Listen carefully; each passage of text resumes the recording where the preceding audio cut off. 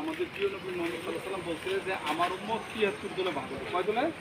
৭৩ ফিরকা, ৭২ ফিরকা জাহান্নামে। একটা ফিরকা না দিয়া বা জান্নাত, একটা তো মুক্তি হতে হবে, এটা বলে ফিরকা না দিলে জান্নাত। আরেকটা কোরআনে সূরা আল-ইমরান 106 নম্বর আয়াতে আছে যে মানুষ মৃত্যুর পর দুটো চেয়ারে উঠবে, এক হলো সাদা চেয়ার, একটা কালো চেয়ার। কালো চেয়ারা যা হলো আল্লাহ রাসূল যা করে নাই তার বাইরে যদি কিছু করে ওটা বেদাত, ওই বেদাত নিয়ে যারা উঠবে তারা জাহান্নামে, তারা জান্নাতে যেতে পারে। আমরা সাদা চেয়ারে নিতে চাই এবং জান্নাতে যেতে গেলে মুক্তিপ্রাপ্ত দল কোনটা আমাদের বুঝতে হবে। যেহেতু আল্লাহ তাআলা কোরআনে বলছে কব আকলাহমান যাক্কা, যে নিজেকে সভ্য বলতে তাহলে আমরা যদি এই ইয়াং বয়সে সঠিক দলটা না পাই, দীর্ঘ বয়সে আমরা মৃত্যুর কথা বলতে পারবো। এই জন্য আপনাদের একটা কাগজ দিলাম, এটা সুন্দর করে বাসায় কয়েকবার পড়বেন, মিলিয়ে মিলিয়ে দেখবেন, ঠিক আছে?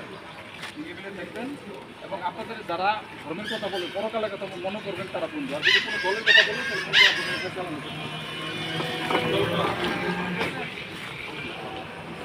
অনুভূতি বলে।